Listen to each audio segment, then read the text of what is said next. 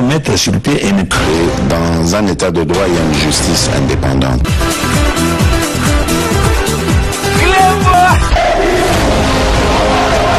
Ce n'est pas pour rien qu'il faut des conseils.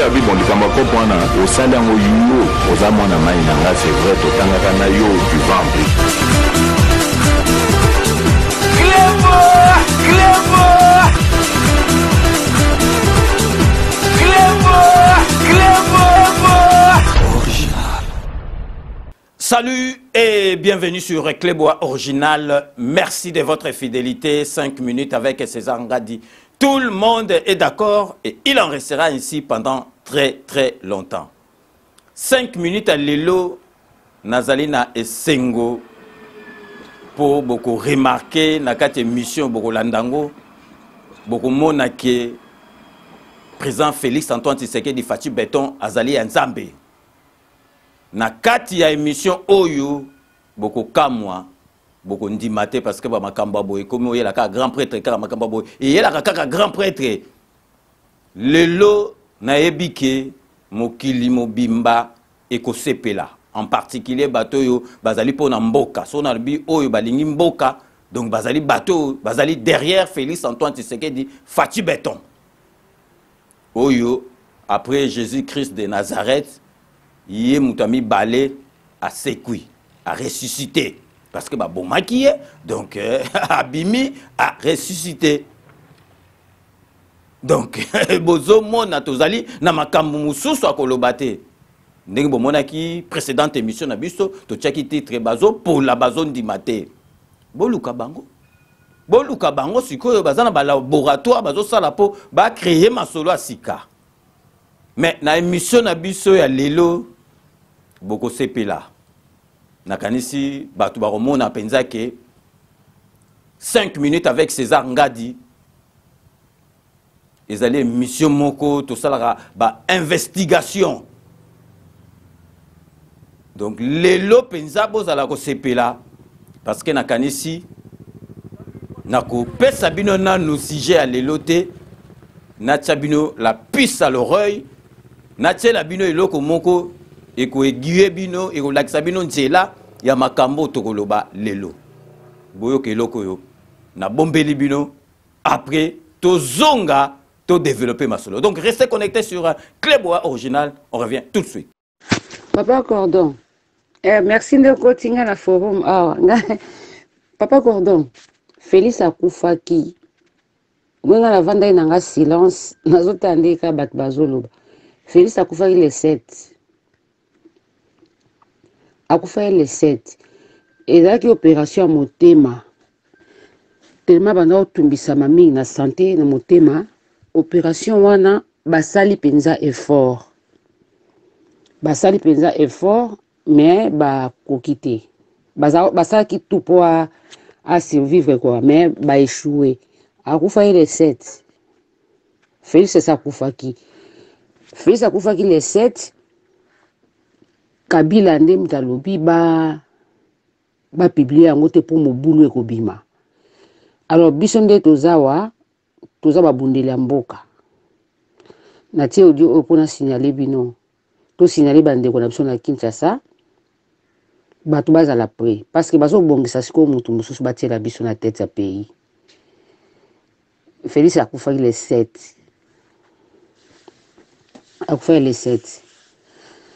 Azana eti akufaki ba meki opération ba kokite bazo banga opesa annonce pour ba congolais trouble kobima makasi so ba annoncer yango yango bazo calmer bato batia muta aux intérim après tant ba mona ke batia mutu na intérim ba congolais ba mesani ndesiko ba renoncer siko ke akufaki mais akufaki le 7 c'est ça Bino mo bolandi audio oyo etambola ki mokili mobimba. Nakanisi ba misusu ba se poser la question babi oh César Ngadi grand prêtre Clébois tout le monde est d'accord azongi selibiso susu audio oyo pona nini na zongi selibino po boye ba ke sujet na biso ya lelo na kati émission oyo 5 minutes avec ça la musique oyo ezalaka ya libanda ya vibration ezali sur audio oyo mutasala ki yango akanisaki ke bakoye ba ete akanisaki que 5 minutes avec César Ngadi, grand prêtre César Ngadi akoyeba ete. Or 5 minutes boyebi ke ba mikolo tozo tika lisusu tenter oye na lukuta toye na vérité. Audio oyo bandeko na ngai bato balingaka 5 minutes, bato balingaka Fachi Beton, bato balingaka Mboka, boye bake 5 minutes avec César Ngadi et retrouver mwana mwasi oyo asalaki audio oyo. Tokolakisa bino ba photo, tokopesa bino ba numéro na ye ya portable na ya ndaku, tokolakisa bino musala nini asalaka parce que ye alingaki azwalu pemba na audio pour na rekosela président de la République na biso que yazo souhaité ya kufa. Donc alingaki azwalu pemba asala buzz ati donc mukili mobimba place avandaki azo seka azo ka mungongo na ye ndenge zo lobama partout a sepelaki mais azo ebate ke Klebo azawana donc Klebo donc basaka na raté soko koti na Klebo sambwe na lingi na yebisa bino ke mwana mwasi wana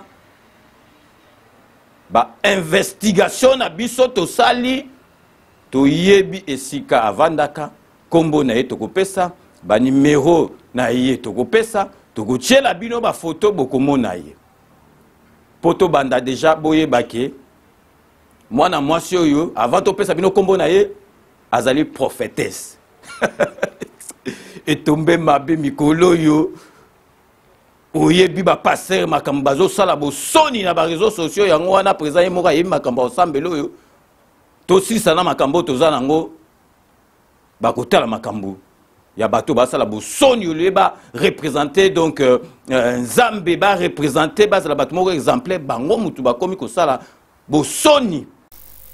Quand j'entends Moïse Mbiye menacer son ami pasteur qu'il va mettre sur la place publique les voices, ça va en contradiction totale avec ce que la Bible dit.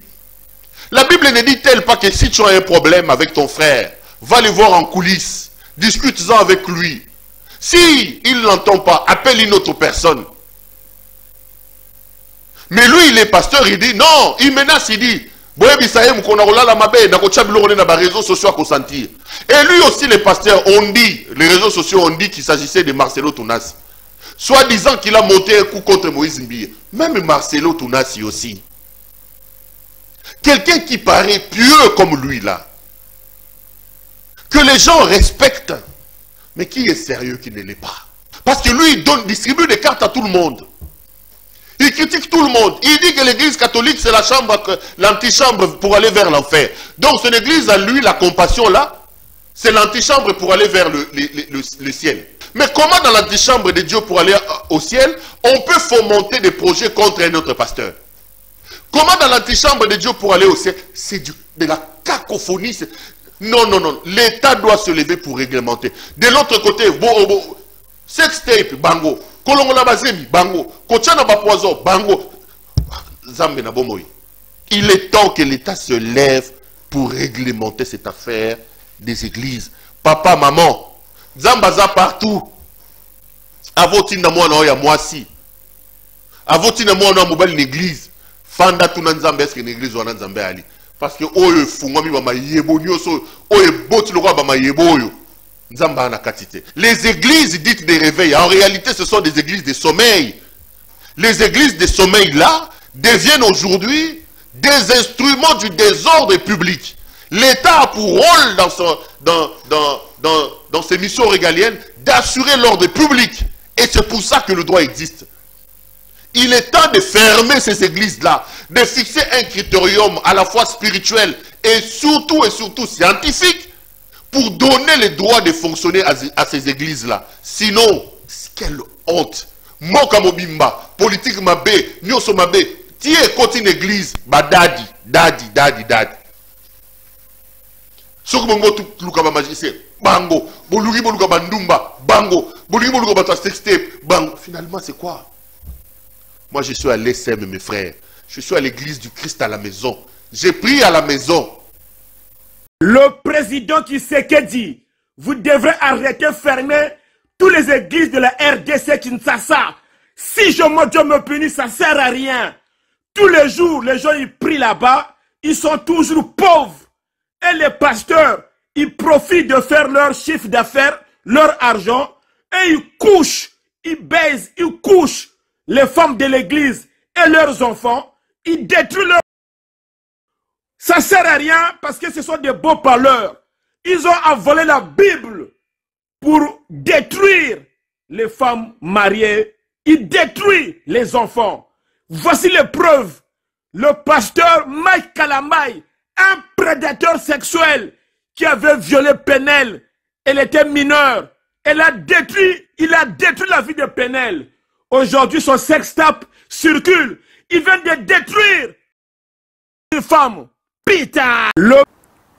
Bango ba se kakao ba musicien ya mokili bango musicien donc bango bazo sala pire que ba musicien ya mokili. Moi na moi sur to pesa bino kombo ne to laksa bino ba photo to pesa bino ba numéro na ye parce que le lot à comprendre que batu bako benga ye po batu na ye donc ye prophétie wana zwa ki ngo wapi soki ye mutu akomaki donc azalaki na carnet de santé ya président de la République neti ya lingaki akoma na succès donc 5 minutes zo pese succès. Mais si c'est un nini prophétesse, mais qui prophétesse c'est Beba, batanga prophétesse Annie, batanga prophétesse Omanga. Si a yé penza zanini donc vraiment azali kutu donc bakoki ko benga ye na kombo wana kutute. Parce que makambo alobaki prophétesse akoki ko solo la ndenge wana te tozali déjà na Nicolas Sabino pour botala déjà ye ba photo na ye. O bozomona bomoni ki prophétesse na ye nakati ya église na bango bomoni photo mususu to bino o ya ti suki soko ya couleur nini yango o susu bomoni avandi azali ko sambela ti mutu na se donc botala nanu donc elongi o bozomono vraiment soki azo senga nzambe likambo est-ce que nzambe akoyoka elongi abo elongi abo kutu nzambe akoki ko yoka elango te donc vraiment botala kaka prophétesse aloba makambo aboyi tozali ko pesa bino kombo na ye azalaka na Londres na sud ya Londres kombo na ye Perle Ndale botala pe ami pesa kombo Perle n'habite soki Perle ya kindoki ou bien penza Perle Ndale mais siko ye akata a comme ça on Perle Ndale atinete bimanete donc combo moko a consonance anglaise donc mais simbité parce que face au nandal les aussi simbate donc Perle Ndale yende ba benga kaye na église na bango Perle Ndale mais Perle Ndale azali muta bandundu awa tozate ke poto tangaka ba ekolo boyebi ke na 5 minutes tolinga makambo na te mais lelo tozali obligé totanga pour botala ba journaliste ba bebisaka masolo ya mboka na biso balingi mboka te soki botali bien donc bazaka bato bandundu tolobi te ke bato bandundu nyoso bazali mabe mais totala ba journaliste tortininja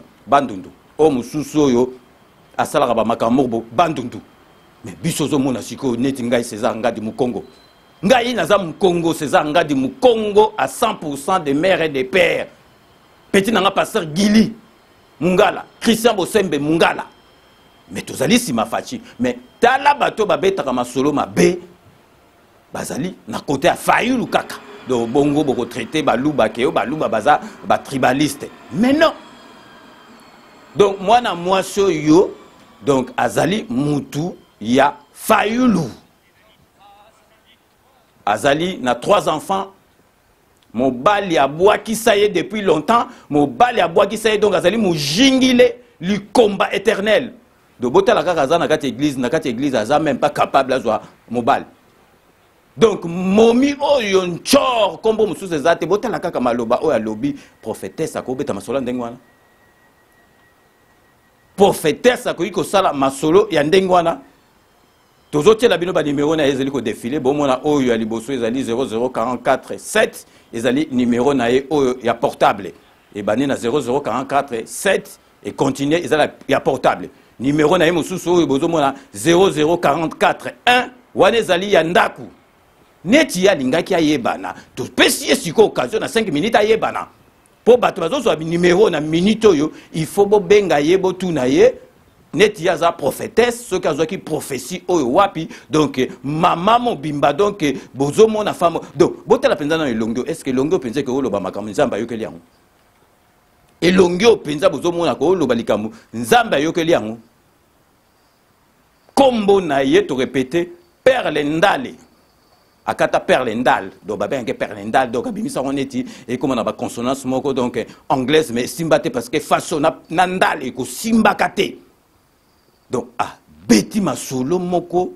donc il y a ndimagite ya kanisa ki a parti kaka ya voix na ye voice ko tambola nango bako retrouver yete mais akamwe prophétesse mobimba akoyi ko beta masolo abote parce que prophétesse a beta ba masolo abote donc momi aza tchor donc to sengi na bino batu nyoso tu balanda 5 minutes na mukini mobimba bo benga mwana mwasi obotu na ya zoka information na kanisi mwana mwasi na kanisi fa changer ka ba numéro il faut changer ka ba numéro parce que donc prophétesse en tout cas qui mosala na Nzambe et beba mosala na Nzambe beba donc petit nanga pasteur Gili donc ba makambo bo batu bazo bebisa masolo donc ya ba masolo donc gradimu ya donc ozo mona ke batu ba bebisa ba masolo bangoyo ami pesa pe prénom perle yo perle wapi perle ya ndenge nini oyo donc ozo beta masolo donc ozui penza ngaku na koti merci donc na bando ka ndenge batu bazolo ba Félix Antoine Tshisekedi akufa bandakala opération moteme semeki donc akufa les 7 ya donc ya koko na yo mutu yo ozo boma donc yo mutu ozo boma batu donc vraiment moi na moso akanisa ki bakomona ka été mais vraiment lelo ndenga zawana lelo tozali dimanche na kanisi le mso za église na bango na kanisa bandi déjà ko zo ba coup de fitanga obima na église donc azali mutu moko il faut changer numéro de téléphone parce que batu nyoso tu balandaka 5 minutes batu tout oyo balingaka faci béton donc il faut bo benga yebo tu na yeba numéro na zongi susu bomoni 0044 oyo sali 7 ezali ya portable o mususu 0044 1 ezali ya fixe ya ndaku na ye parce que ya ningaka yebana siko ba il faut bo benga ye bo tu na ye eloko nini yela kina mutu parce que ya kanisa ki audio ati photo te mungongo na ye bato bazalaka pembeni na ye ya kanisi batu tu balingaka Félix Antoine Tshisekedi mais azali ya kokama azo bateke 5 minutes avec ces angadi tout le monde est d'accord investigation ceux qui to sali to retrouver yo na kanisa zone dimate azone dimate donc poto poussa na suna masolo mususu to marqué pause donc déjà to sabino ba émission sika ekoti émission ya sika ekoti donc Bernice Tanfiti bozu 3e numéro na ye azona ba histoire vraie mais etikali les immortels les allez émission oyo ngai nazo sala oyo to rendre artiste musicien artiste peintre artiste comédien hommage oyo ba tikabiso mais boye bezala neti film ezali ba niveau musu neti film parce que batu bazo batu musu bakansaka ba ebite nga philosophie nanga batu musu c'est ça ngadi ka la musique kutongwa ka ebite ngwa na yebi yango et puis boye bake na kati kuna donc biographie aux en français et puis c'est pas n'importe quel français ezali français lingalisé ezali français solo ya classe toko beta masolo biographie en français parce que batum sous o ba yebi ba musicien wana ndenge ba beta ba musique partout ezaka ba congolais mais entre temps peut tout ça la traduction et monsieur ko ça la bilingue donc to la sabino non exemple parce que nazo la sabino siko nazo la sabino ndenge oleka botala extrait auto c'est là qui bino na sala parce que na sala ebele ya luambo na sala ya beti ya pongolov na sala ya jengaka mais oyo ba très trop ba yinga city ba efasa ba masolo tu na tikala ya dindo yogo botala nanu biographie ndenge nazo tangango biographie donc aux en français n'expliquer botala on na sala ki na dindo yogo na niveau ya biographie. Une guerrière jalouse de ses succès, je parle donc de Dindo Yogo, envoie une de ses commandos la maladie. Cette dernière la guette, le traque, lui tend embuscade sur embuscade. Dindo Yogo déjoue les attaques perfides de la dite soldate, cette dernière profitant d'une pause bien méritée du guerrier Ngwaka, le rabat vers son chef, la guerrière. Vaincu, le guerrier Ngwaka dépose les armes aux pieds de la guerrière jalouse et envieuse et elle là-bas sans sommation. Il s'agit bien sûr, chers téléspectateurs, chers internautes, de la mort. Dindo Yogo, le guerrier Ngwaka Sané Talé, pour un repos bien mérité le mercredi 23 août de l'an 2000, laissant sa belle voix à son fils Lola Moine. Il est passé là. Donc, document na suka tomoni Ngwaka alité Ngwaka le guerrier na suka moni maladi soke komi makasi Ngwaka akokaki lisusu te Ngwaka aikotika biso le 23 août l'an 2000 akufaki on a to kotuna na en bas de makambu. Bomoni wana ezali biographie wana tolobaki masolo ezalaki émission hommage ya Dindo Yogo wana ezalaki biographie na pembeni nanga bomoni mutu ayembi donc Dindo Yogo mayambu en bas de makambu ezalaki nanga pembeni biographie na kati pe kaka ya émission na parce que donc boyoki bino mo French te boyoki bino mo ezali ba French oyo donc ya ba chike ezali te ke o mutu moko vandaki na mindele trop donc ozoyo kandeki ba mindele bazoloba yo po zolobo bio osalaki okobwaka ngunda na Allemagne esili to ke na Spain oya okomi trilingue non on eza ba français moko ya bandenge mususu parce que biso yena ba je suis tué il est nous sommes vous êtes ils sont OK oye je fuis tu fuis il fuit nous fîmes vous fîtes, ils firent au pays. Donc, on a l'émission Sankara. Tozo Zela, seconde Toza Boyo, Tozo Zela, donc Sankara d'écoute à notre invité Sankara, Azaroya, le prince de la ville, Guy Malela, Bazoya, pour tout ça, la vérité, pour l'élé, centricage, Cléboa, début de Mogaboyo.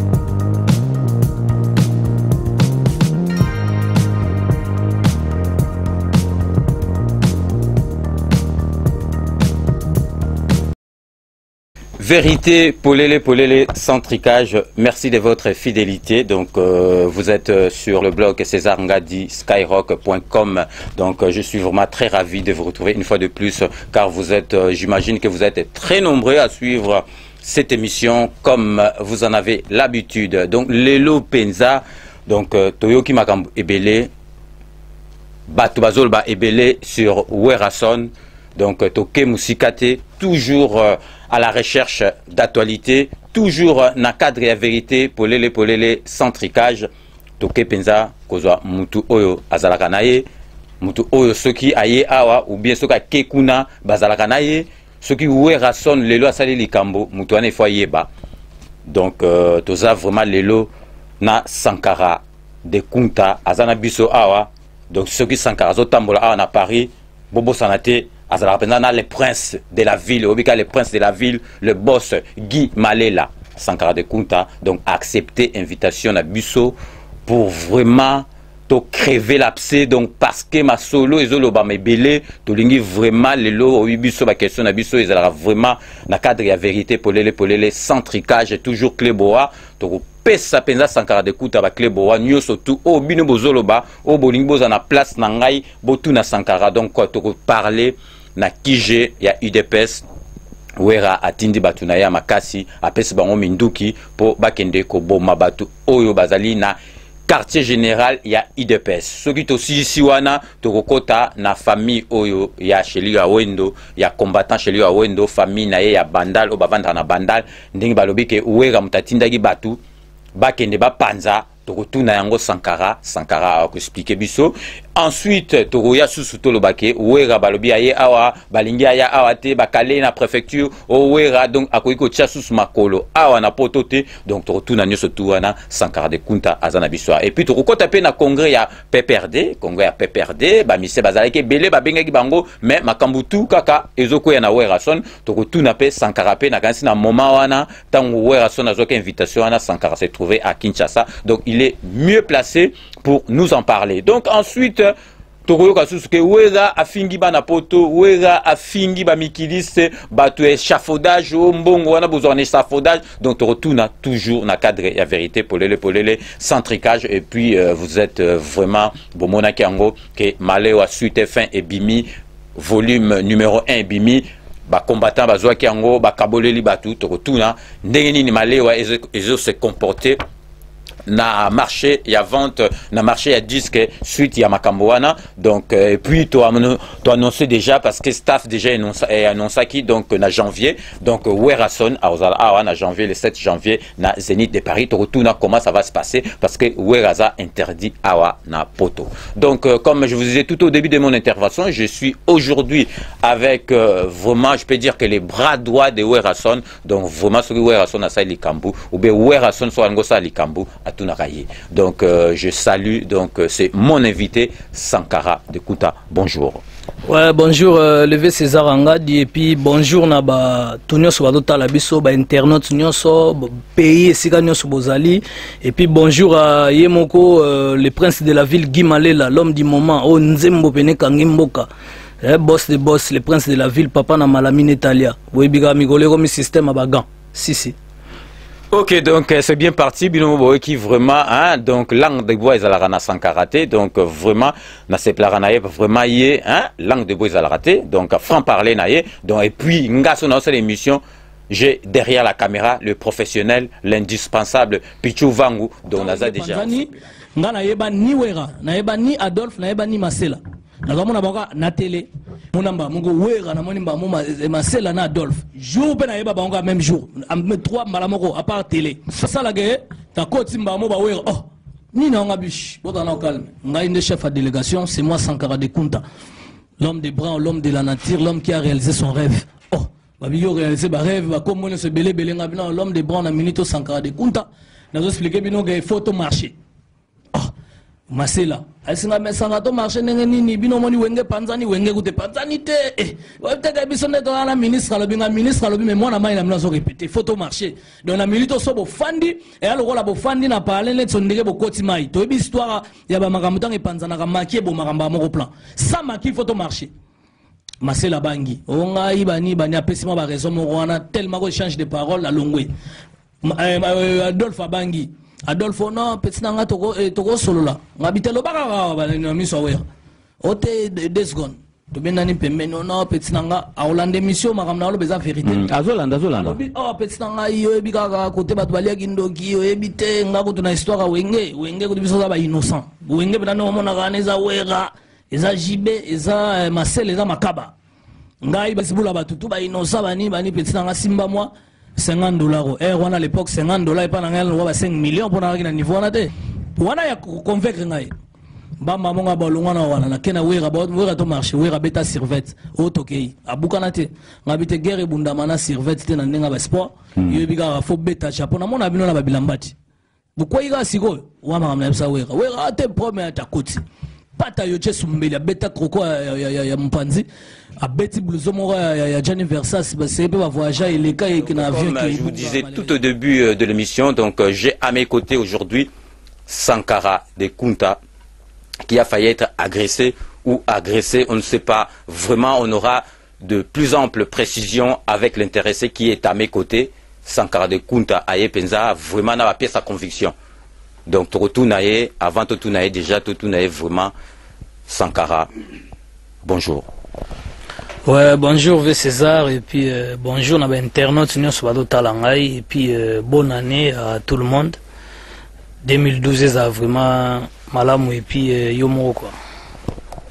Bon Sankara to kenegara parce que lobby on avait déjà annoncé ça sur internet tout ba yebi ango d'ailleurs bazo la émission oyo Tolini vraiment tomoni vraiment ilonga Sankara eza kama na mawa donc parce que vraiment tomoni ba masolo en tout cas pour découvrir ango eza masolo mo vraiment et commis eza penza ya Jésus souté donc eno est commis entre biso moko ba compatriotes donc toujours comprendre en côté on va vraiment demander à Sankara toyoka ki que t'as failli te faire agresser donc une agression je sais pas au tourna qui ce qui ndenge toujours comprendre était est-ce que Sankara vraiment tolingi o yeb sabiso qu'est-ce qui s'est passé réellement lobby na pourquoi na bato balingi ko agresser yo.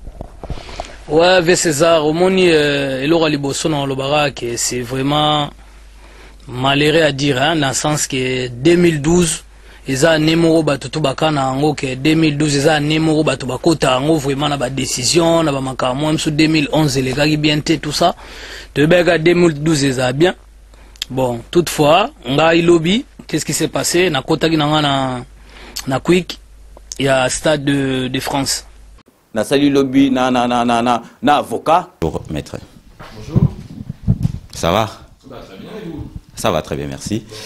Les droits des étrangers, c'est le sujet que nous allons aborder dans cette émission. J'aurai plein de questions à vous poser. Maître Emmanuel Schliemann, que pensez-vous du droit des étrangers tel qu'il existe en France? Vaste question. C'est un droit qui est très juridique évidemment, mais aussi politique. Et c'est un droit qui s'est façonné au long des années en fonction des gouvernements successifs qui sont venus en France. Donc c'est vrai que c'est un droit qui est très particulier parce qu'il y a vraiment souvent le contexte politique qui vient ajouter soit plus de laxisme, soit au contraire plus de dureté à ce droit, selon que les gouvernements veulent donner des signes aux électeurs plutôt de sévérité ou au contraire d'ouverture des frontières. Donc c'est un droit qui est très évolutif, très changeant, assez neuf aussi, donc beaucoup de jurisprudence. Et c'est un droit qui est très, très important, très complet, très dense. Vous voyez par exemple le code de l'entrée et du séjour des étrangers et du droit d'asile. Bon, c'est quand même un gros pavé, donc il faut le connaître. Mais ça n'est effectivement que le code, hein, puisque en plus vous avez la jurisprudence qui vient se surajouter à ça. Maître, j'ai quelques questions précises à vous poser. Tout d'abord, qu'est-ce que le regroupement familial?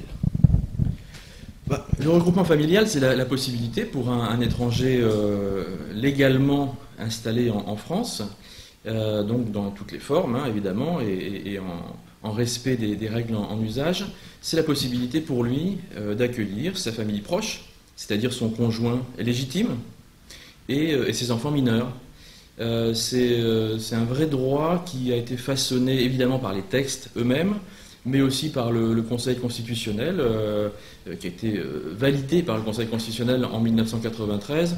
Avant lui, c'était le Conseil d'État en 1978. Donc voilà, c'est un vrai soutien, c'est quasiment un droit de l'homme, en tout cas pour moi. D'ailleurs, c'est aussi dans les différentes conventions des droits de l'homme, ce droit est mis en avant, et souvent les jurisprudences s'appuient là-dessus pour valider des droits. Maître, quelle est l'autorité compétente pour statuer sur un regroupement familial? L'autorité compétente, c'est le préfet, qui va avoir 6 mois pour répondre à la demande qui lui est faite. Et alors après, il répond positivement ou négativement. Si après, de toute façon, il n'y a pas de réponse. Maître Emmanuel Schliemann, bonjour. Bonjour.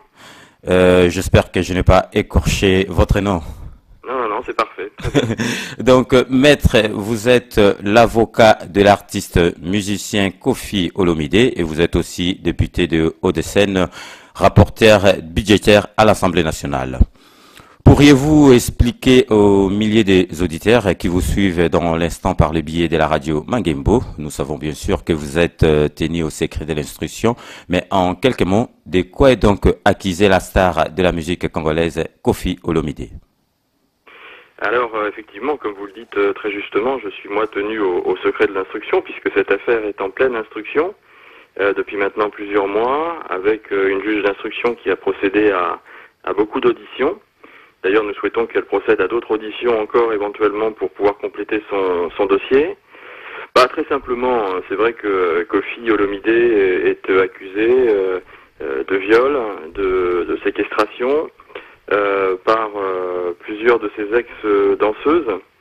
En l'occurrence, pour l'instant, l'accusation effectivement relève de ces personnes-là.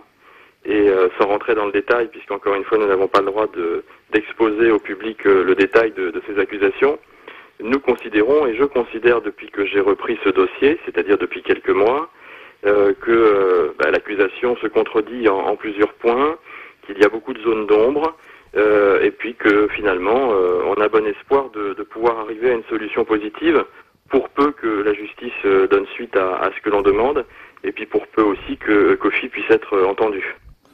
Maître Emmanuel Eschlimen, à ce stade de l'instruction, quelle marge de manœuvre disposez-vous pour plaider sa cause?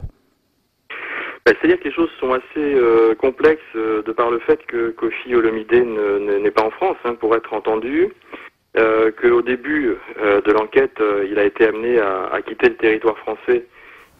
Na sali lobby na politicien donc ngana za polyvalent pour mutu muso la sala émission sport ya sport atika na sport mais ngana za polyvalent na changer ba casquette donc siko tozo la sabino na katika émission na ba témoignage bato yo ba yebakiye na kati ya émission dindo yogo tozo ki papa wemba wana papa wemba zali vivant to tourna ki 2 jours avant akende kokufa ezalaki mukolo ya répétition na sala ki avant avion papa wemba témoignaki toponi papa wemba na wera ba te pe belé ba témoignaki et puis na quartier na bango parce que les années tu films les années tu documentaire na quartier na bango pe to kendaki équipe qui ça c'est tournaki donc ba ke penza na rina ye wagenya wana bazu bato bazalaki ne proche botal siko extrait il y a ba témoignage ya bato ba yebaki donc boza la ko se plat donc les immortels les a ba niveau mususu bino mo bolanda ba témoignage on a la difficulté de parler de Yogo, un chanteur que j'aimais beaucoup,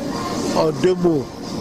Parce que là aussi, on a une grande séance à répétition qui m'a bouffé l'énergie et commencé à parler de Yogo comme ça, peut-être dans Golo Belango bien. C'était vraiment un grand chanteur que j'avais connu avant même à faire partie à Viva la Musica. Et même après Viva la Musica, il nous a tous laissé un bon souvenir, quoi. Mais seulement difficulté ezali que papa zaka papa yo mwana zaka mwana siko yo mwana koluka o défendre papa ou bien o mi défendre yo moko parce que papa a sauté vous en a 2 rôles, il y a au défendre papa et au défendre yo moko. Intégration na yena Viva la Musica, il a ramené beaucoup de choses, quoi. Ça enrhumé moyen brana yeba bien zaté. Prochaine fois ta moyana oyeba la ville. Merci la concept ya sika, mais morozonga prochainement pour naza la poser plutôt solo là c'est longtemps. Azala bien exemplaire, azala bien gentil. En tout cas, moto ya kobo ya ba bien fait à Vianazate. À l'époque, tant que je suis à la banque, on est basé sur la musique, il faut dire la vérité, à l'époque, à Zaïko. Si peu Wengero Salama, Ezobeta, bon, à Mbappé, na ba collègue à l'époque. De l'EP, moi, on n'est pas à Zoyemba. En tout cas, on a félicité Kaye, donc on a félicité Mingi. Mais l'autre à Zati, bah, Evre na Ezali. La Serra na famille na Eba, qui est basara na grand chanteur, grand artiste. On le ba Evre na Zati, Lilo et Mbamaka. Mongongo naïe en tout cas tilelo na mutakoka ko yemba lokola zata par mwana naïe mais to sala ba modèle to yebaka ki o ya kufa atika biso vedi de yongo azaka grand chanteur faut vraiment moko te ba ko pesa ye ba hommage na moment mo boye tant côté moko to vandi pe na bar bitela nzemba di de yongo moko to boyite faut to yeba ba valeur ba artiste c'est très important. On a vraiment et Zungai na Libanda Hotel mais on a parce qu'on a bien fait à Viana, elle a d'abord gentil, elle a trop bien. En tout cas, mon problème naïe, le bâtard Moussousoukaka, ndemba provocateur bazalaka, mais parmi les artistes ça arrive à polémique. Oh, Kofi rien en tout cas, je crois où Yangwana. Merci beaucoup.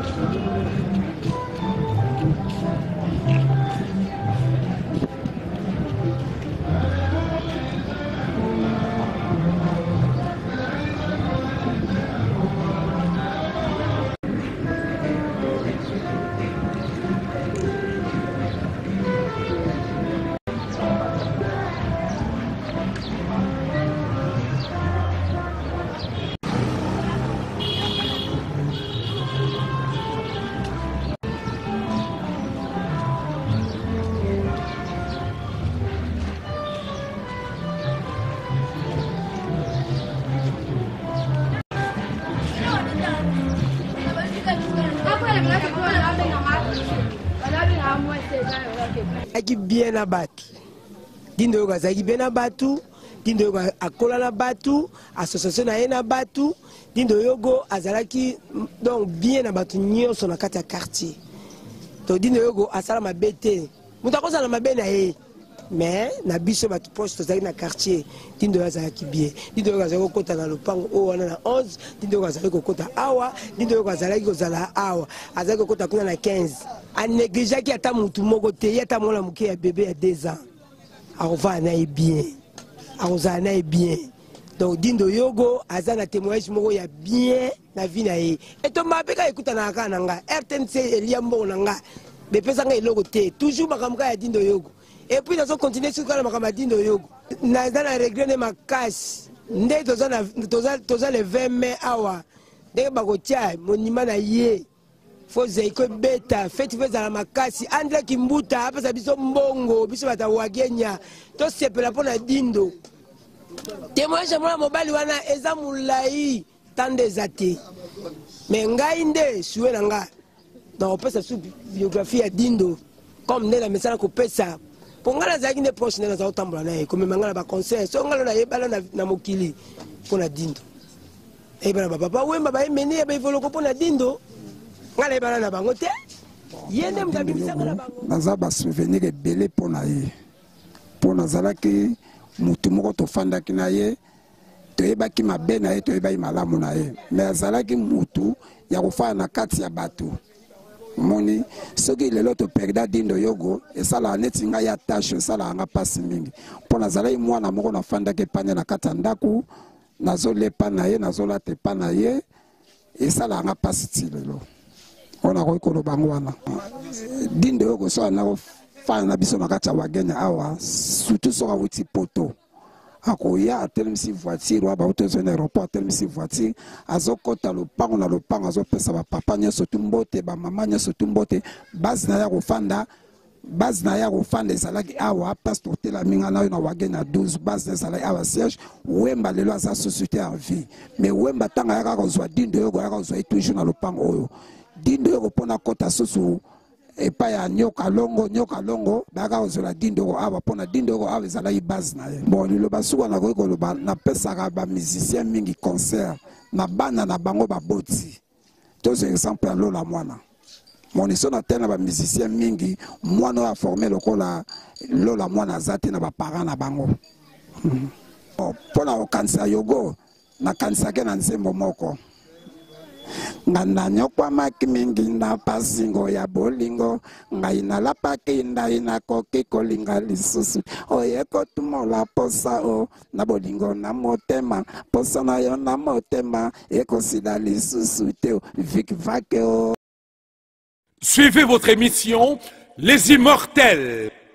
Les Immortels, une émission conçue et présentée par le grand prêtre César Ngadi, avec des hommages rendus aux artistes disparus. Les Immortels. Suivez sur Cléboa Original, votre site de qualité. Avec Cléboa Original de César Ngadi, tout le monde est d'accord. Souscrivez dès à présent votre abonnement sur Cléboa Original. Avec Cléboa Original, tout le monde est d'accord. Vraiment d'accord.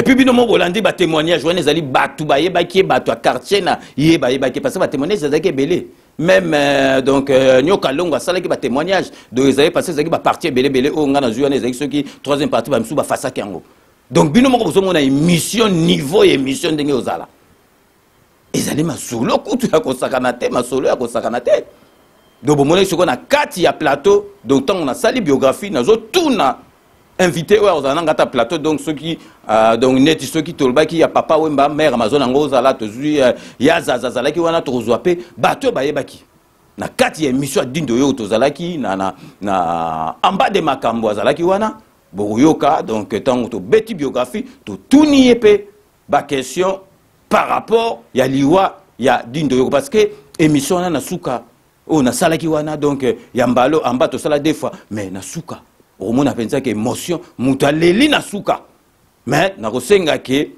ezali artiste musicien bando pesa biso bisongo bato balelaka te mais eza pasi na suku komona mpenza donc moto aleli akanisi mutu nde bazalaki ne mutu aleli puis siko tozoloba mpe na bato omona bato mosusu mpe tokosenga ya na plateau likambo omona aza do azalaki mpenza pire musicien mais pire comédien aye te parce que yango wana donc ezali mawa parce que wana mutu na yo aza te oyo abanda oyembo na banzembo aza te bamisusu babandaki korefuze bainvitation na biso totiela bino témoignage ya mbade makambo ndenge alobaki na kati émission bocomprendre histoire ndenge bandaki kobetama na kati ya émission oyo bokozwa les immortels. Donc restez connectés sur Clébois Original, on revient tout de suite.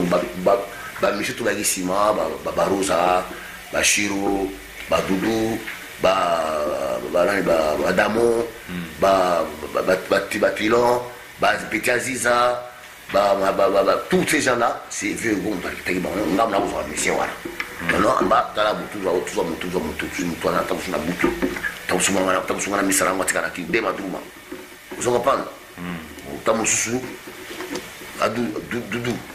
Doudou Azaki, à part que ça comme il s'agit de parce que Doudou il fallait être à la chanter. Il fallait que la chanter parce que doit avoir malao. Tu dois comparer le matin, ils ont bon là. Tu n'es pas dans le salon. Mais côté arrêté. Ngam la benda Doudou la libanda. Mais Doudou Hollanda yo. Ngam la Doudou conseil il y a pas vite dit ça là. Faut beau. Mon ce que moi je veux na forte dans la danse. Vous avez ce que bango na vejo ça, vous obina. Vous avez l'air mo sikoyo non na bébé basali rébellion, boyi na bango boyi bango makena bango. Vous avez pas fou que vous sikoyo animateur. Vous avez pas à ce moment-là, miracle ça la quitter.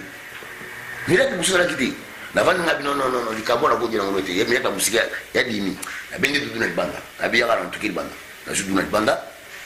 Tout la squad na tout causer tout la chibou la munde ya wa yoza makasi na chorégraphie makasi na danse toujours kota awa yozo kota na katikati ya veyugo na vejo sa awa veyugo awa yoza na katikati comprendre ce que chorégraphie on a vejo sa ya on veyugo ko yozo kumba veyugo doit savoir la zola d'ailleurs quoi comme ça on s'en comprend ti toujours na ba na veyugo na code veyugo na litori doit côté ba doit animation. On peut dire sur les gens qui ont été animateurs, parce que nous disons dans la chanter. Qui doit être animateur, c'est à partir de l'eau sur lui. Ok. D'accord. Donc Yogo a beaucoup travaillé pour reconstruire Zaïko après de Paria, famille d'Aïe. Yogo était fidèle avec Jossar. Et parce que moi, Jossar n'a pas presque un caractère. Donc il y a aussi basé dans moi complicité ma cassie. Et puis, il y a un sato. Parce que je sais que je suis venu à un qui m'a innocent. Qui m'a chaud. Je comprends que moi, je suis ministre, je sais, je suis sur le go, à bête à pas qui m'a sur le go, je suis content de vous dire que mon est le courant, qui voilà quoi. Donc, Binomo Wetolanda, Wanezali émission na Bino les immortels. Bon, ça l'a déjà reçu là. Bon, mon Binomo bas niveau. Donc, Binomo ko bon bas niveau. N'a pas que Bino fallait to banda na l'encouru donc papa Wemba, mais to bando la mère Amazon parce que mission ana na ko ça la que sans mère Amazon. Ou bien penza soki aye penza soute bon na kotala kaka mais e ko za penza le msusu so mère Amazon na zuite na ko aye te na ko zo mwana na ba yaza za bazana na mais na zo préféré penza na banda na mère Amazon parce que on a sala ki madilu moi ça madilu azala ki wana na mwana na parce que mwana zoloba na compte ya mwana ndenga bandoko mona papa na ye moi ça zoloba na compte ya moi si donc natalaki donc net mère Amazon na zo yate donc torozela e mais siko neti anniversaire ya mort ya Kester la ki kala na cadre kaka ya famille la musique to banda na le king Kester emena le nkwamambu donc to bandi déjà ba préparation moi oyo eko banda to ko sala émission ya king Kester emena donc bino moko za déjà ya ko sepela les immortels les ali masolo ya ko sakanate donc ezali penza donc ozotala niti film neti documentaire. Donc ma beka sikoyo makambo yo ba te belé ba biloka bo émission belé tout ça là donc romona ezakaka donc batu audience za ndenge la émission ba bêtise parce que eza penza émission to préparaka to zoaka tana biso donc bo remeka tant bo talango bo mono émission eza préparé. Donc bo ça déjà ya recepla très bientôt sur votre site Clébois Original bokozwa les immortels. Suivez votre émission Les Immortels. Les Immortels, une émission conçue et présentée par le grand prêtre César Ngadi, avec des hommages rendus aux artistes disparus. Les Immortels, Suivez sur Cléboa Original votre site de qualité. Avec Cléboa Original de César Ngadi, tout le monde est d'accord. Souscrivez dès à présent votre abonnement sur Cléboa Original. Avec Cléboa Original, tout le monde est d'accord. Vraiment d'accord.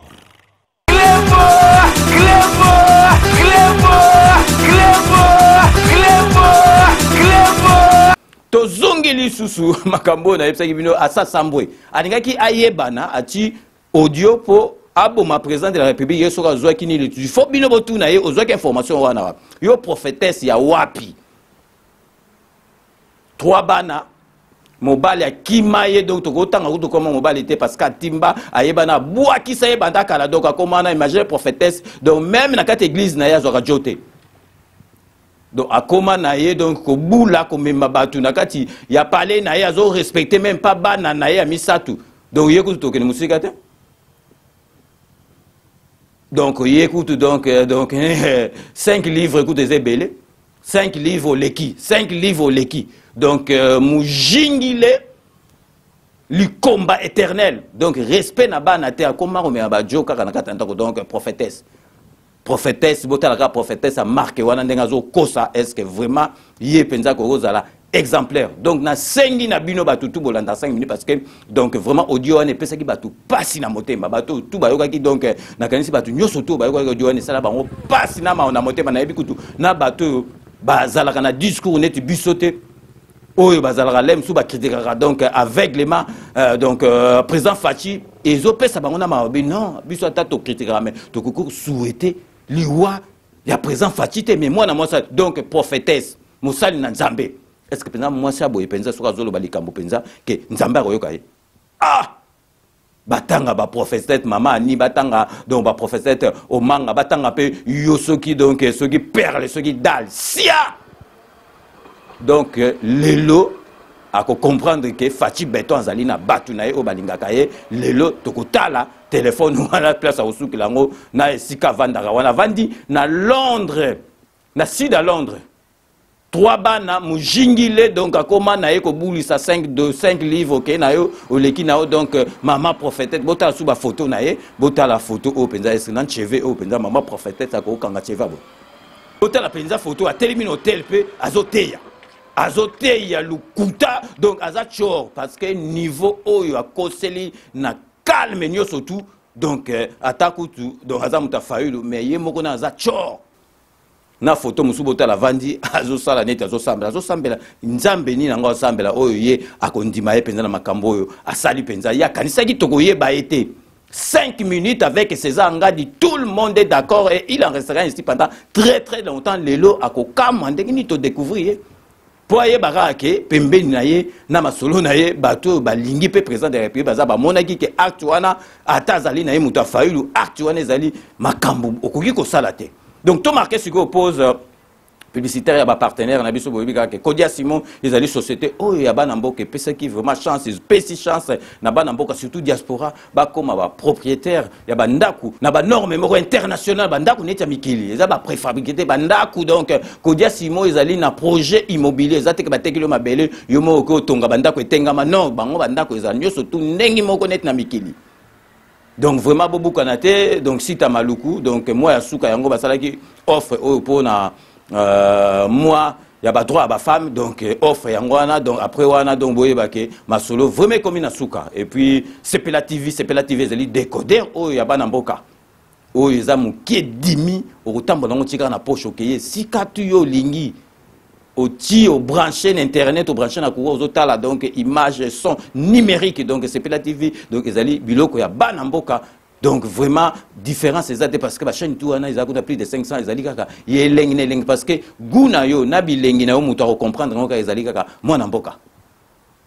Et puis tozali na wami service ezali agence ya fret donc maritime ata par avion donc nyo surtout kona ya Mireille Wankake donc oye pendo tiki biloko motema pio. Parce que contre-temps, donc il y a 5 boulevards, Ornano, na Paris 18e, na porte des clients courts. Donc vraiment, Mireille Wankake, merci na nyo soto zo sala po na ko aider bandeko na yo oyo ya diaspora vraiment yo likambu moko ti lelo ou na masolo ata réclamation moko ezala raté et puis bobo sanate donc salon de coiffure El Binto na Saint-Denis bomonika ba coiffo donc vraiment witika na kuna parce que ba coiffa boy ko beta mawap donc El Binto coiffure donc ezali penda salon ya ba professionnel donc ok kuna penza bazo kato avec sourire donc vraiment restez connectés sur Clébois Original, on revient tout de suite. Codiasimo vous propose un crédit immobilier.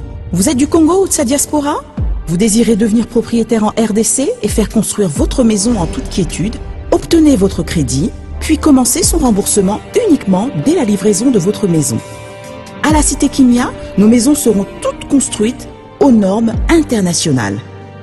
Située à seulement 25 minutes de l'aéroport de Njili, 10 minutes de Safari Beach, au cœur de cette cité moderne, vous y trouverez aussi un centre commercial avec plusieurs commerces de proximité.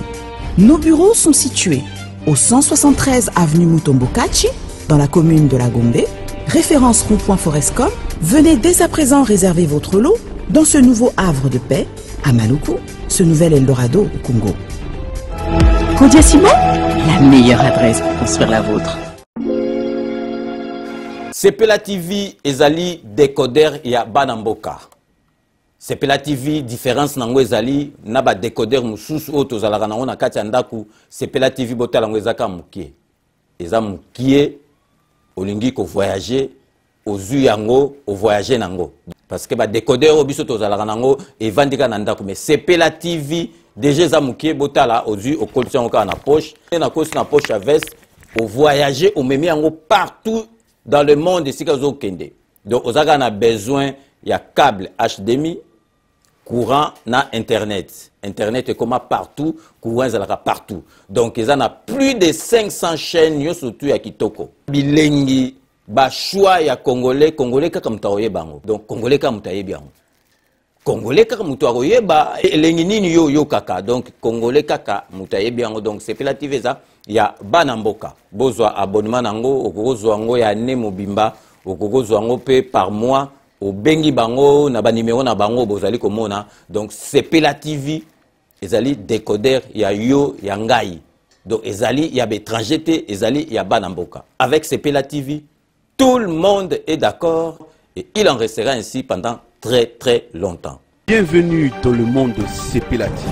Sepela TV est le décodeur qui vous permet de suivre les chaînes du Congo en direct de la diaspora.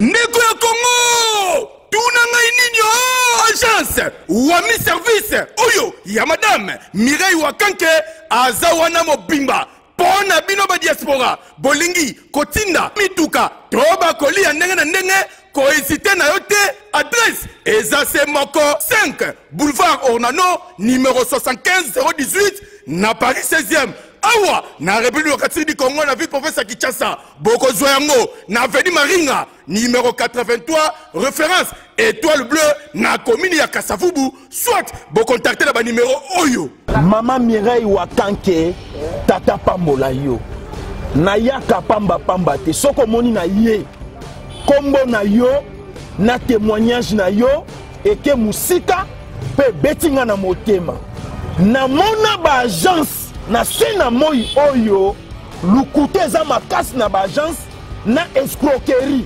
okomona mosali ensemble asali pe publicité batu bazotala me agence na bango vérité ezate na moni mituka na moni bilamba na moni bakoli nyonso batu batindaki ndenge bayebisaki nga yaka kokontrole na kontrole na moni musala oyo osala Wami service libote na nzambe bisika ya kotinda biloko eza na Wami service. Oui, yaboye ezalate ndeko kosazarde te agence ezakaka moko Wami service ya madame Mireille Wakanke atie la disposition ya ba diaspora nyonso pour que boko misaka bakoli na bino mituka na bandeko o baza na Afrique avec impact na idéologie Wami service pardon Mama Mireille Wakanke balinga pe ba congolais boyete prix ya mo bobé Wami service et pas Mireille Wakanke. Wami service frappe n'aller, frappe n'a retour.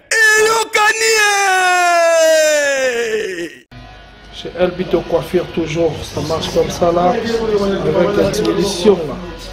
Toujours.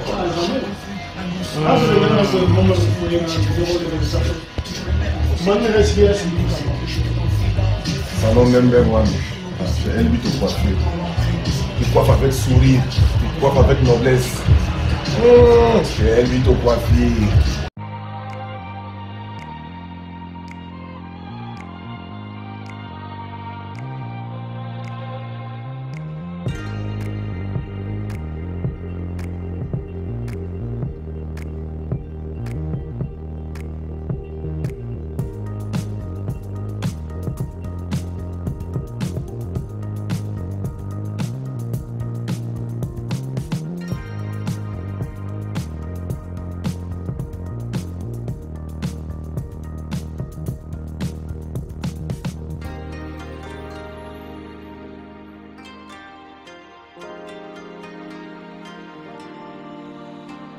Retour sur le plateau après ma bande annonce Nabiso Bomoni Oyezali 5 minutes, il y a version la musique.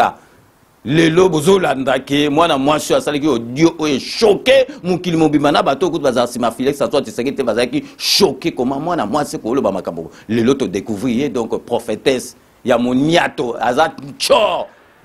3 bannes donc mon bal ya bois qui ça est donc prophétesse même na kat église nazo zo joté. Nchor donc faux petit botala rara bodon momi moko donc botala donc baluka boy penza tala souki moka moni zate tala ndenga zali penza donc vraiment aya ko lobake président de la République na biso donc akufi donc zo pesa sango ya lokuta mujingile donc li combat éternel 3 bana donc 3 bana vendre na bango azora joba akol sakaeli écoute donc ata di livre donc leki na okaka donc vraiment ezali pasi na mawa na motema akanisa kike bakoye ba été to zongi seli bino sur numéro botala oye bandi na 00447 ezali ya portable o ezali 00441 ezali ya ndaku na ye fo bo benga ye bo tuna ye boule wana ezo ki ye wa soka za prophète soka zo ki prophétie soki wa parce que ya ko zo prophétie akoki kozwa prophétie donc émission à lelo ezalaki penza poto réverser pour bato ba comprendre que 5 minutes tout le monde est d'accord et il en restera ainsi pendant longtemps parce que makambo beaucoup mona encore na 4 5 minutes nana ngwa ndimaki ke to retrouver moi na mwasio nana ndimaki parce que espoir c'est si là qui donc bato bazoki ka ba méchant donc na audio mais biso lelo to retrouver moi na mwasio perle ndale akata perle ndale donc a continuer et comment neti kombo moko ba consonance neti anglaise boy pour ce que bima mais ndale wana hôtel longue ils ont concordé donc vraiment 5 minutes avec ces anga de sengi ba tout ba benga ba tout na yemi tout na kansi téléphone ne wana il faut boire kango donc na numéro il faut changer parce que donc ngamo na zo imaginer ba coup de fil parce que ça ndoki moi na moi ça zo koso dire ce qui ndeni pe prophétesse batanga ba prophétesse batanga yo sia donc vraiment ezali pasi na mawana motema donc ezali vraiment fallait to beta c'était to yebisa bino to kangi moi na moi so kanisa ki yende ngasala ko dio et ke ika boye ba koyeba ete mais asuki azo comprendre eta le ba mais donc grand poète ka mystique azu ba makambo wa pe asambwe po yeba ki entourage na ye ezali ka teke bato ba inaka Félix Antoine Tshisekedi parce que espoir à Congo to linga te ezali na maboko ya Félix Antoine Tshisekedi donc vraiment to komi na suka émission na biso mais poto suki sa yango bomoni ba makambo to ma bezo salama ba makambo tu oyo no na makambo to landi talaka mwana mwasi prophète esprit ma be ya nchor siko makambo na po sila boyebi ke ane oyo ezali ba ane ya makambo ebele ya ebele donc concert du siècle concert ya réconciliation et ko salama pour batutu ba koma ika so likambo salama komi ke o wenge panzani donc phrase wana ko za soute ko mapenza ke wenge zongi parce que grâce ya Amadou Djabir donc mécène na ko sakanate na yebiye wana za leki nanga petit nanga na yebiye sérieux na ye imaginez ka yo sangisa jibe o sangisi wera o sangisi Blaise Boula o sangisi Adolphe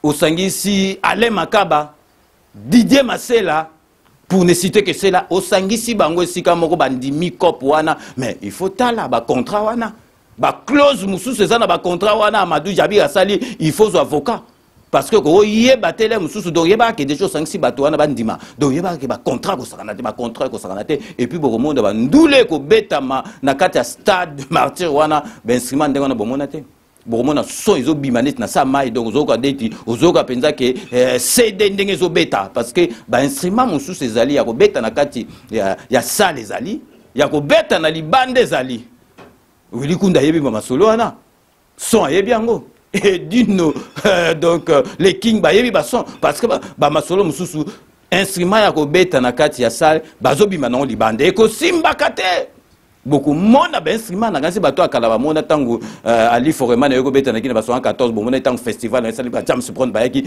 atata ba kasa bo ki ba son e ba ndo beta donc mona ngo avec Amadou Djabir donc muta ko sala ba masolo neza Amadou Djabir na minute tolo ba na dimanche donc ba s'envoler ba ke na île oya cap vers wana ba keyi kota la studio au place masolo e ko salema parce que ba rekota na studio pa pambate ezali studio oyo arrangé ya Michael Jackson.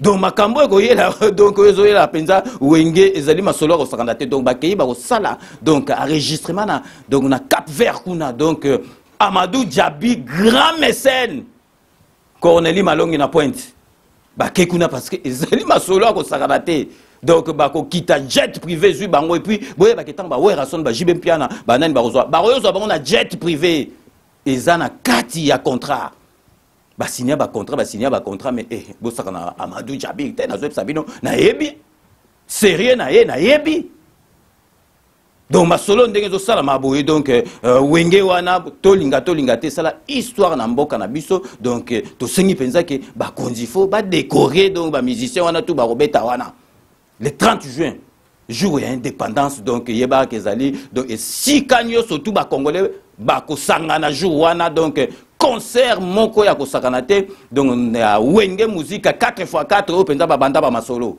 après ko banda ba tourner ba masolo belé ezakutu jeter ba contrat wana sala menabi botal ba clause ezakuna clause mususu tango comprendre était faut ben avocat donc vraiment félicitations na Amadou Djabir donc et puis bato bazo comprendre bazo comprendre ba ko sobe de ba marque bandinga be non aza mwana kini abotama na kini aza congolais kota papa ezalaki na ba côté kuna me yakola na kini ke Guinée na ba côté suko monika ke ake Guinée mais azaika bien te azonga donc siko na kisasa do abtanga na ba chiki na ba kini na banini mwana kini to lo bekolo te mama na yaza donc to lo bakaka muluba na mbushimai donc wabalengela donc bokanisa teke kombo na zoki kombo na kota papa na ye donc et puis azali mutu abanga kanzambe et puis ayebi masolo na nzambe botalaka osangisa bato ndenge il faut pe nzamba pesa yo grâce donc vraiment chapeau bas biso déjà donc ezokamsanga te parce que on petit na ngana yebi Amadou Djabir donc grand mécène pour mususu ozala bo mona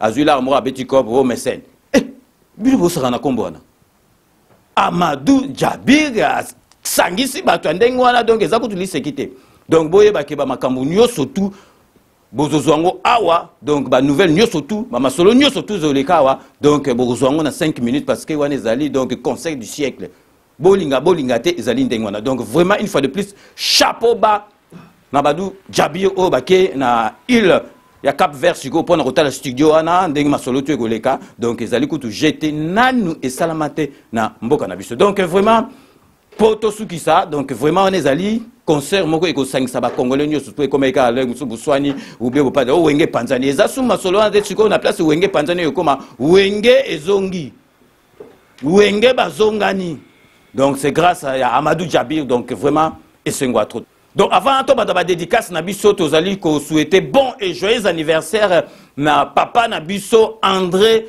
Kunda Katu kuna na Matete, donc papa Nabiso, donc Oumela, parce que tout à l'heure on a besoin, papa Nabiso André Kunda Katou, merci, et puis bon et joyeux anniversaire. Toujours dans le même registre, tous allez peut souhaiter, donc Willy Kunda, réalisateur Nabiso, Willy Kunda, donc bon et joyeux anniversaire, toujours dans le même registre, tous allez peut souhaiter, bon et joyeux anniversaire, na Gigi Mbele, petit nanga Saolo na kati ya Benin donc Gigi Mbele merci na nyoso et puis bon et joyeux anniversaire donc comme na suka ya émission na biso y a les lots donc bomonika qui na ebi déjà qui batu motema na bango qui dit parce que donc tchor ya moi si wana o asala ki odio kansa ki toko retrouver te akamo ndenge ni to retrouver akamo ndenge ni to retrouver donc tozali ko banda mbala moko na ba remerciement na biso tozali ko pesa mbote donc ndenge tozalaka tobanda toujours na Angleterre pour na kopesa mbote na Londres na honorable Jean Moutala merci na surtout au sala rapport na 5 minutes avec César Ngadi totikeli toujours na kata Londres pour na kopesa Maria la beauté naturelle merci na surtout au sala rapport na 5 minutes avec César Ngadi tokei siko na place ya ba administrateur ya groupe na biso wa WhatsApp tozali kopesa Shai Mukenge Shai wa balengela mon voisin Shai Mukenge Shai merci na surtout au sala rapport na 5 minutes avec César Ngadi toko bosanate Babi Kisinga oh, vraiment à publier à Biloko Moro, tu peux pas rester indifférent dans la publication. Et donc, vraiment, merci Nanyo Soto, ça le rapport dans 5 minutes avec César Ngadi. Jérémy Kouna, merci Nanyo Soto, au ça le rapport dans 5 minutes avec César Ngadi. Fifi Philo, Faria, l'homme à la Mercedes, c'est très propre. Nakati à Paris, merci Nanyo Sotou au sala rapport dans 5 minutes avec César Ngadi. Maman Nabiso Esther Ngankono, merci Nanyo Sotou au sala rapport dans 5 minutes avec César Ngadi. Nakati Espagne pour nous sa Beloti Mavungu, vrai chéri Beloti Mavungu. Merci Nanyo Sotou au sala rapport dans 5 minutes avec César Ngadi. Tokosuki sa ba remerciement na biso na Alain Delo on a Paris Alain Delo merci Nanyo Sotou au sala rapport dans 5 minutes avec César Ngadi na bi mutasuka mais mutasuka ezala toujours dokotolo na biso Jean-Paul parce que santé ezali vraiment primordial so santé za bien te au kosalaka et le côté donc Jean-Paul Jamba yepé pour votre information abandai ko s'occuper na makambo ya santé ba dossier tout oyo médicaux ya papa wemba ezalaki na maboko ya Jean-Paul Jamba Karoudi. Donc avant Tosuki ça, donc Tosuki ça na note moko triste, vous allez vraiment présenter ba doléance na biso le plus attristé na famille ya Jean-Marie Essenga o ya Bungisi grand frère né na Kisasa ya colonel Essenga. Donc vraiment vous allez partager donc douleur na yo to yebi vous allez sentir vraiment courage nzambe yemo rappel ça payer mo repé azwaka Tosuki ça paye parce que les lots donc to tourner mission samedi donc le lot réalisateur na biso et dino image panza sango ya Congo le king yepe apanzaki matanga po na papa lekinaye awa na kati ya Paris. Donc vraiment Tosuki ici na note wana ezali vraiment dur mais on ne peut rien faire ezali kaka mokano ya nzambe. Donc vraiment rendez-vous to pesi na bino dans les 24 heures mais bobo sanate mwasi wana oyo to chiba masolo na ya kanisa ki to ko reconnaître yete donc bo benga ye Akima a changé na ba téléphone parce que Luka ki makambo akomona pe makambo. Donc c'est la fin de ces 5 minutes avec César Ngadi. Merci de l'avoir suivi. Nous allons nous retrouver avec grand plaisir dans 24 heures pour un nouveau numéro. D'ici là, portez-vous bien et à très bientôt. N'oubliez pas, tout le monde est d'accord et il en restera ainsi pendant très longtemps. Bobo Sonate Kanambe Arozoa Masolo Nambunchu Penadikos. Fachi Boumaye. Last level, la marque de l'été, nous allons tous être en last level. Fachi Boumaye, Boumanzala, Bouma chômage, Zongisa courant, Zongisa maï, Fachi, Bouma bango, Bouma foulou, Fachi Boumaye. Ensemble, nous avons tous dit Fachi Boumaye, Fachi Boumaye.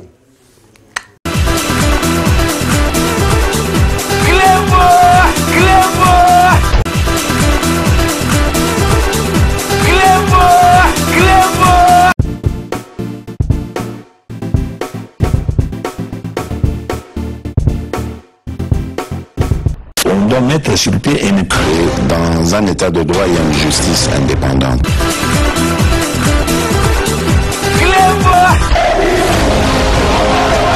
Ce n'est pas pour rien qu'il faut des conseils. C'est vrai, tu vas en